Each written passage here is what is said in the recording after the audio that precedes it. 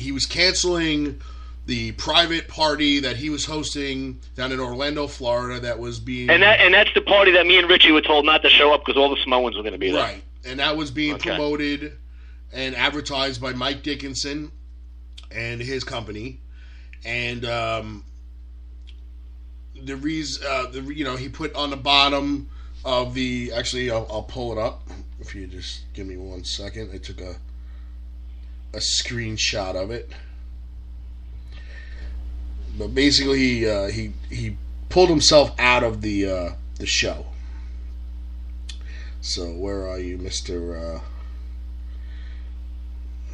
Device folders, screenshots? There we go. Canceled. Due to circumstances beyond my control, I will not be hosting the WrestleMania Bangin' Booty Man party on March 31st and April 1st, 2017. From 10 to 2 at Caddy Shanks, UFC 4100. Where's the address? Who cares? Fans, for refunds, please visit Eventbrite. More info, email promoter Mike Dickinson at Black Cat Events. Additionally, I am no longer affiliated with the Black Cat Events promotions, as I prefer to keep my business on the straight...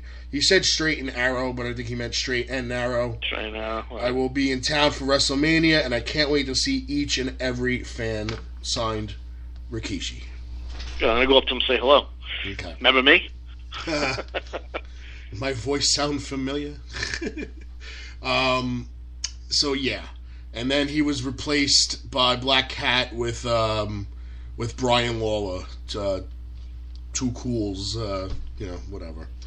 Not exactly the same, but so that was after the whole debacle with you guys at Warriors of Wrestling, and my conversations with him that it got to the point where I couldn't even protect him, and I couldn't even defend him anymore. Never mind question anybody about what Rikishi did, and I couldn't find that 50-50 fault with anybody. I feel now that Mike, he screwed everybody. And I think Rikishi just got tired of all the negative press that he was getting because of this guy and decided to put an end to it. We did call out Rikishi last couple of days trying to get him to come on the show. He has not read his messages yet. And we spoke to somebody close to him, and they passed on the message that we wanted him to call in. And obviously he did not. So...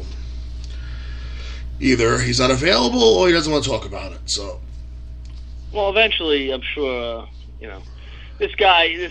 Hopefully, if this guy did screw him over, which I'm sure he did, hopefully Rikishi lets his other colleagues know not to do business with this guy. Mm-hmm.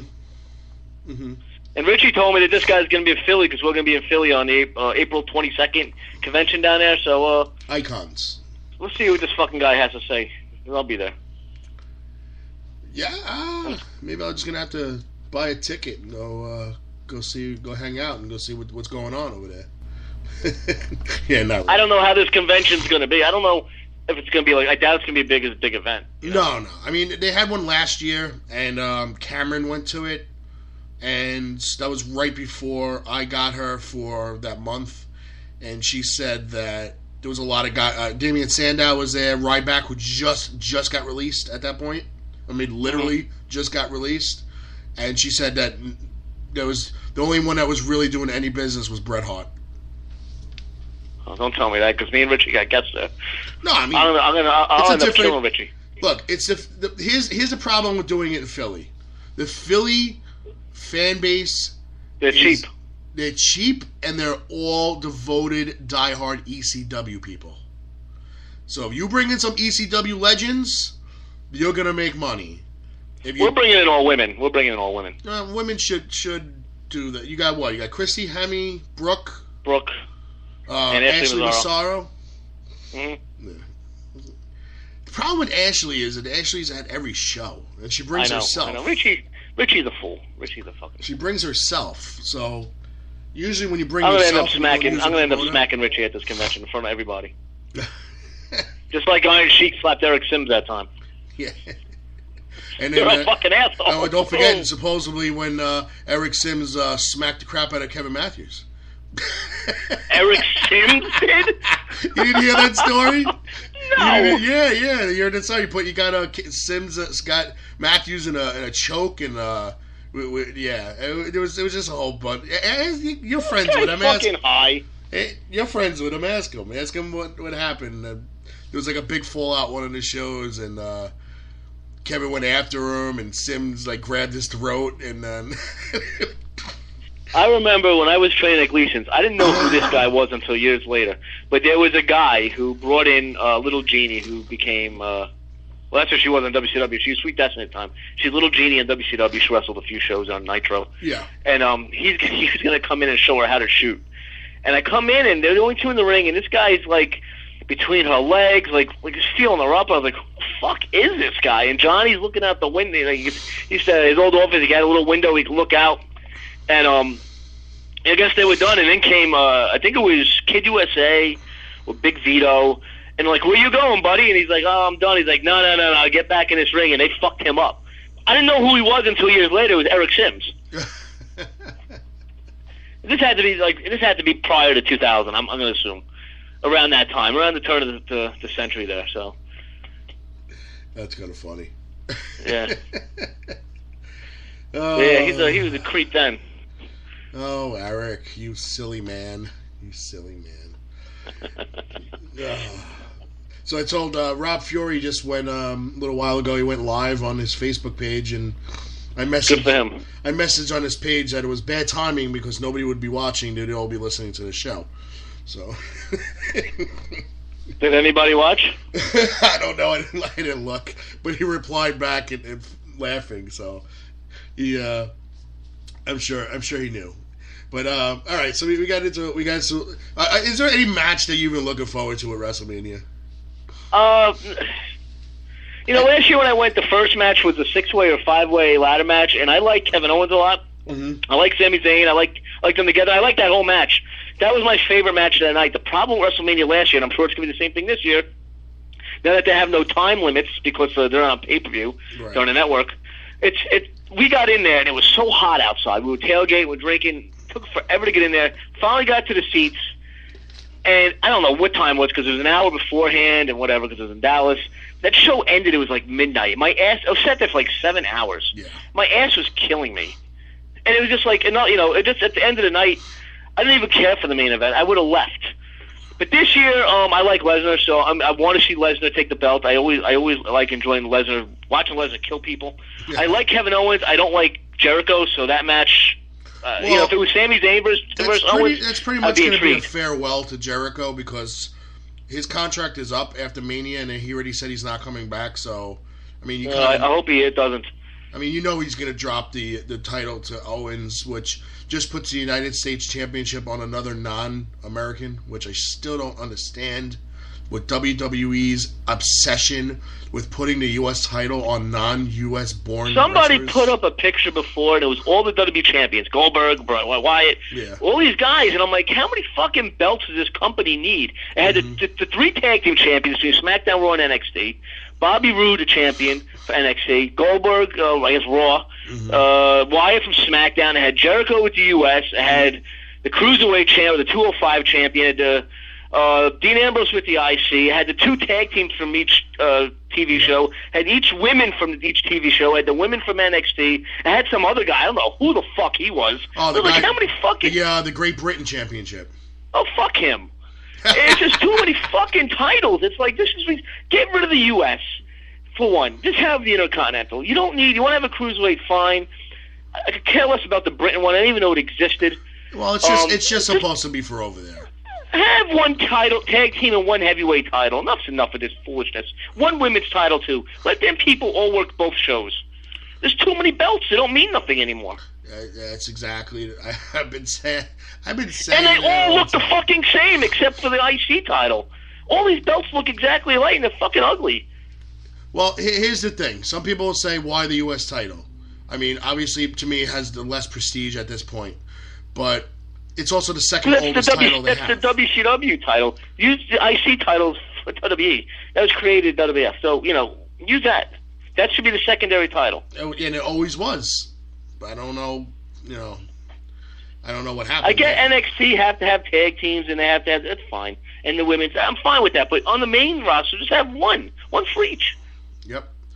Well, you knew that was going to happen when they had the draft, that the WWE champion was going to go to one show and one show was not going to have a champion. You knew it was coming because they used to have the world championship, the old WCW big gold belt. So once they got rid of that, you knew they were going to replace it once they did the draft. Yeah, but you know what? It's just like it is. It's overkill.